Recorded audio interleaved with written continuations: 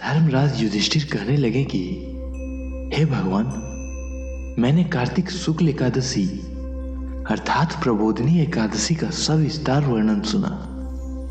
अब आप कृपा करके मुझे मार्गशीर्ष माह के कृष्ण पक्ष की एकादशी के विषय में भी बतलाइए।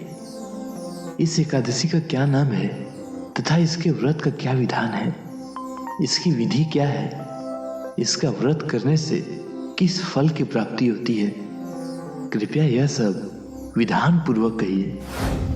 भगवान श्री कृष्ण बोले, मार्गशीर्ष माह के कृष्ण पक्ष में आने वाली इस एकादशी को उत्पन्ना एकादशी कहा जाता है।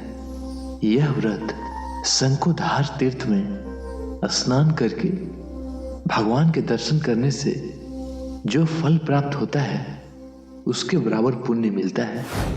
व्रत करने वाले भक्त को चोर, पाखंडी, परिश्रीगामी, निंदक, मिथ्याभाषी तथा किसी भी प्रकार के पापी से बात नहीं करनी चाहिए। इसका महात्म्य मैं तुमसे कहता हूं, ध्यान पूर्वक सुनो।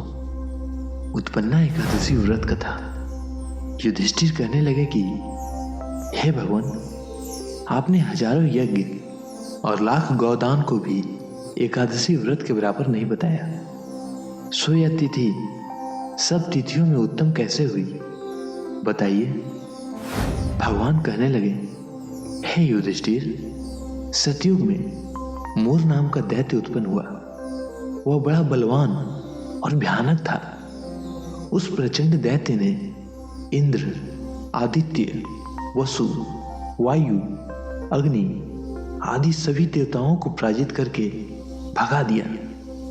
तब इंद्र सहित सभी देवताओं ने भयभीत होकर भगवान शिव से सारा वृत्तांत कहा और बोले, हे कैलाशपति, मोर दैत्य से भयभीत होकर सब देवता मृत्यु लोक में फिर रहे हैं। तब भगवान शिव ने कहा, हे देवताओं, तीनों लोकों के स्वामी, भक्तों के दुखों को नाश करने वाले भगवान विष्णु के शरण में जाओ। वे ही तुम्हारे दुखों को दूर कर सकते हैं। शिव जी के ऐसे वचन सुनकर सभी देवता क्षीर सागर में पहुंचे। वहां भगवान को शयन करते देख हाथ जोड़कर उनकी स्तुति करने लगे कि हे देवताओं द्वारा स्तुति करने योग्य प्रभु, आपको बारंबार नमस्कार है। देवताओं की रक्षा करने वाले मधुसूदन, आपको नमस्कार है। आप हमारी रक्षा करें।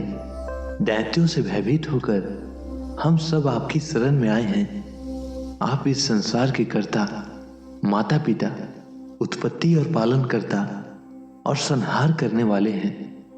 सबको शांति प्रदान करने वाले हैं।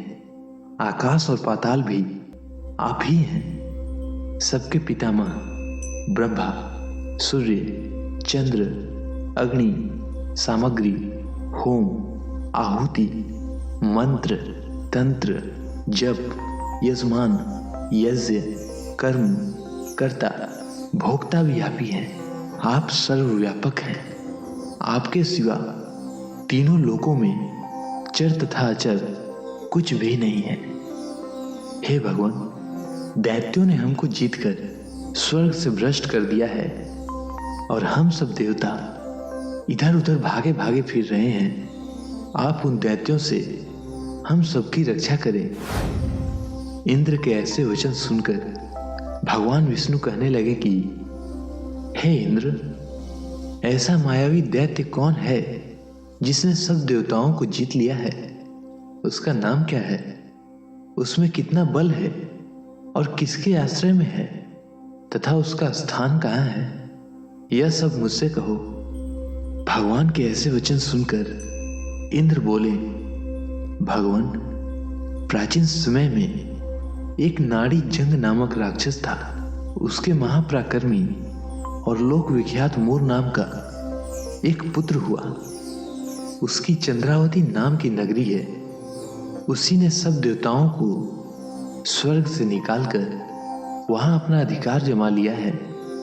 उसने इंद्र, अग्नि, वरुण, यम, वायु, इस चंद्रमा, नैऋत आदि सबके स्थान पर अधिकार कर लिया है। सूर्य बनकर स्वयं ही प्रकाश करता है, स्वयं ही मेघ बन बैठा है और सबसे अजय है। हे असुर निकंदन, उस दुष्ट को मारकर देवताओं को अजय बनाइए। यह वचन सुनकर भगवान ने कहा, हे देवताओं, मैं शीघ्र ही उसका संहार करूंगा। तुम चंद्रावती नगरी जाओ। इस प्रकार कहकर भगवान सहित सभी देवताओं ने चंद्रावती नगरी की ओर प्रस्थान किया। उस समय दैत्य मोर सेना सहित युद्ध भूमि में गरज रहा था। उसकी भयानक गर्जना सुनकर सभी देवता भय के मारे चारों दिशाओं में भागने लगे। जब स्वयं भगवान रणभूमि में आए तो दैत्य उन पर भी अस्त्र शस्त्र आयुध लेकर दौड़े। भगवान ने उन्हें सर्प के समान अपने बाणों से बीन डाला। बहुत से दैत्य मारे गए, केवल मूर बचा रहा। वह अविचल भाव से भगवान के साथ युद्ध करता रहा। भगवान जो जो भी तीक्ष्ण बाण चलाते वह उसके लिए पुष्प सिद्ध होता। उसका शरीर छीन भीन हो गया, किंतु वह लगातार युद्ध करता रहा। दोनों के बीच मल युद्ध भी हुआ। 10,000 वर्ष तक उनका युद्ध चलता रहा, किंतु मूर नहीं हारा। थककर भगवान बद्रिकाश्रम चले गए। वहां हेमवती नामक सुंदर गुफा थी। उसमें विश्राम करने के लिए भगवान उसके अंदर प्रवेश कर गए। यह गुफा 12 योजन लंबी थी और उसका एक ही द्वार था। विष्णु भगवान वहां योग निद्रा के गोद में सो गए। मूर भी पीछे पीछे आ गया और भगवान को सोया देखकर मारने को उद्धत हुआ। तभी भगवान के शरीर से उज्जवल कांतिमय रूप वाली देवी प्रकट हुई। देवी ने राक्षस मूर को ललकारा, युद्ध किया और उसे तत्काल मौत के घाट उतार दिया।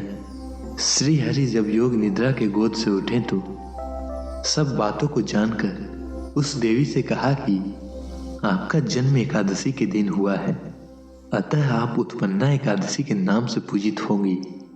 आपके भक्त वही होंगे जो मेरे भक्त हैं।